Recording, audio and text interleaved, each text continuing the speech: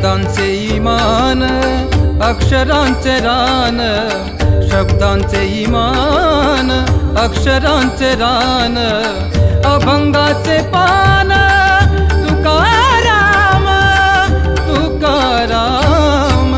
जगण्याचा पाया चालण्याचे पाया, जगण्याचा पाया.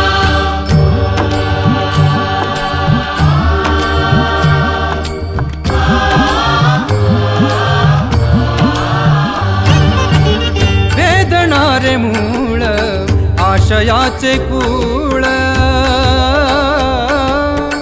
वेदणारे मूळ आशयाचे कूळ, भाषेचा कल्लोळ